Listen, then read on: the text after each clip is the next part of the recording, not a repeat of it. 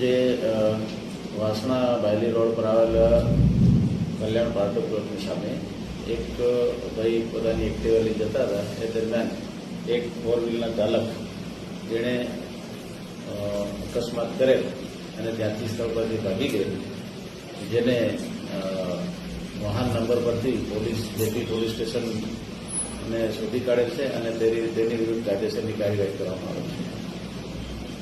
આરોપી જે પણ કાયદેસરની કાર્યવાહી છે એ હાલમાં ચાલુ છે. અત્યારે 2 દિવસ પહેલાં મારા ફાધરનો અકસ્માત થયો છે. કલ્યાણ પાર્ટી પ્લોટ પાસે એક ફોર વ્હીલર ચાલક મારા ફાધરને સ્કૂટી ટેક્સી ચલાવીને જઈ રહ્યા હતા. અહીંયા ટક્કર મારીને નાસી છૂટ્યો છે. આજે 2 દિવસ પછી અહીંયા તાંગેજા પોલીસ ચોકીમાં આરોપીને હાજર કરવામાં આવ્યો છે. હાલ ફિલહાલ મારા ફાધરની સિચ્યુએશન બહુ ક્રિટિકલ છે. એમને હોસ્પિટલમાં એડમિટ કરવામાં આવ્યા છે. એમને બ્રેન હેમરેજ થઈ ગયું છે. ઓપરેશન કરીને બ્લડનો સ્લોટ પણ કાઢવામાં આવ્યો છે. અને જે રીતે આરોપી સાથે વાત કરી મેં, આરોપી પોતે કબૂલી રહ્યો છે કે એમની ડાબી બાજુ એમના વ્હીકલમાં ફોર વ્હીલરમાં ડાબી બાજુ એમણે એક્સિડન્ટ કર્યું છે.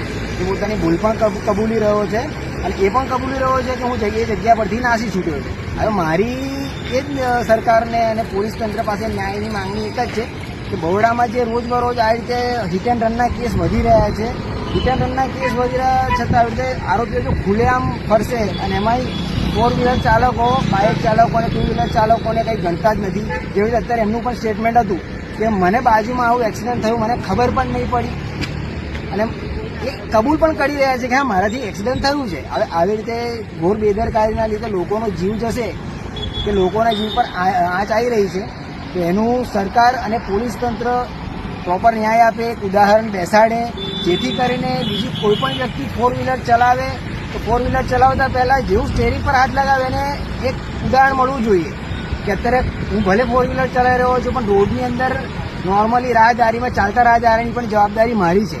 એમના જીવ બચાવવાની જવાબદારી પણ મારી છે. કોઈ વાળુનું ખેતર નથી કે કોઈને પણ અથાડીને જતા રહે, કોઈનો પણ જીવ લઈ લે. ભલે આપણી પાસે પૈસા છે, મૂડી છે, પાવર છે, પણ એનો દુરુપયોગ કરીને આવી રીતે આમ જનતા પર આવી રીતે ત્રાસ કરવામાં આવે એ ખોટી વસ્તુ છે. આજે મારા ફાધર સાથે આવું થયું છે. બરોડામાં આટલી વસ્તી, બરોડામાં આટલા લોકો રહે છે, બરોડામાં આટલો પ્રેમભાવ છે, સંસ્કારી નગરી કહેવામાં આવે છે બરોડા. તે છતાંય આ રીતની જો ઘટનાઓ થઈ રહી છે એના લીધે એક બહુ શર્મનાક આપણે ઉદાહરણ પેશ કરી રહ્યા છીએ. શું નામ તમારું? મારું નામ કેયુર છે, કેયુર ચૌહાણ.